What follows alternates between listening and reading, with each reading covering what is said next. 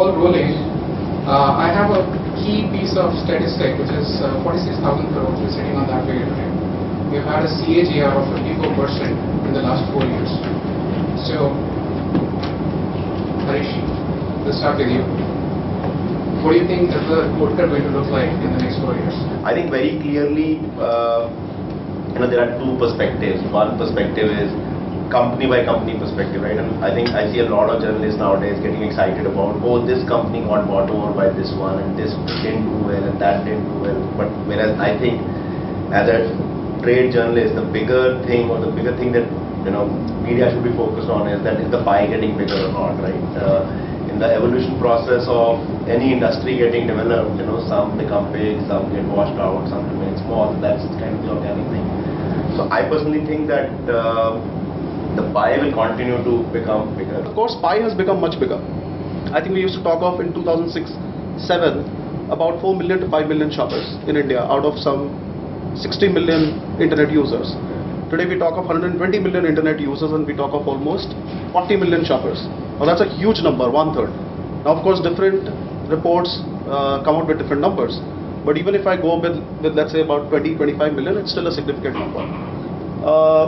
Verticalization, now the reason it is happening is that there are certain needs and requirements of users which are today not getting fulfilled by the journalists, the horizontals. Yeah. So people want to know the size and the colors, which are very difficult for sites like, so without naming them, a lot of these sites could not cater to, let's say, fashion as a category, right? Because they were more focused towards selling electronics.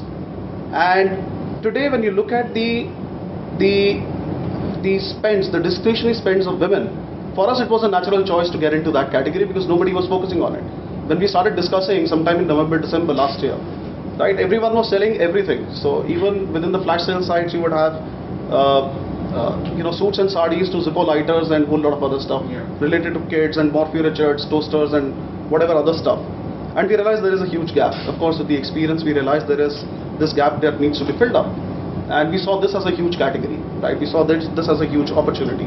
Now what we've come across in the last few months is that women are actually more loyal towards a brand, right? Or towards a particular site compared to men who are usually bargain hunters, right? So their shopping behavior online, I'm talking about women, is very different, diametrically different from what it is actually offline.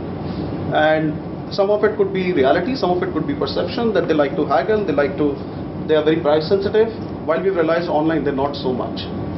What I see changing, at least when we started off, there was a huge amount of noise about number of transactions or the growth that it would show. I think the overall industry is becoming much more mature and is understanding the meaning of profitability. I see companies moving towards profitable growth and sustainable growth rather than just growth. And if this continues, I think overall industry is moving in the right direction. Some people are adopting it faster than others, but overall I think everybody is moving in the right direction. People who have money can afford to kind of make it. It'll be finally the last man standing. So, I mean, there are entrepreneurs who have opened sites, doesn't have funding, and starts questioning about people.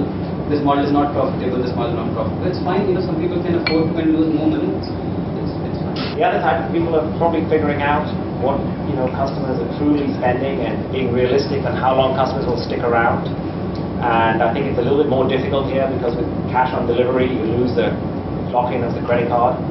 And I think the RBI has announced that you can't keep charging the credit card, so you've got to make the user type in again, which makes your lifetime value of customer even more tricky. So I think I would some people are good at raising capital and they might succeed too, because eventually they'll figure out a model that works. I think CAC, cost of acquiring a customer, is in terms of upselling and cross-selling stuff. In fact, in travel especially, why you spend a lot of money in terms of acquiring a customer through air tickets, which was probably the loss leader out there, was to be able to sell him hotels and holiday packages tomorrow. Because that is where your margins are slightly more higher and you are hoping that you will make your money. So I think there's just not one thing that one has to look for. LTV is one of the key factors, but it's also the opportunity, and especially for e-commerce, I think it's when you have a bunch of users, which is 1 million, 2 million, 3 million, the opportunity to cross-sell to them, to upsell to them different things. Cross-selling and upselling works really well because the draw is the tickets and the access. Wallet is open. You are able to push product or offer product. I hate to use the word push product, but it just helps to increase the average shopping cart size and increase the stickiness because they're coming to you. They know you've got exclusive access to the tickets.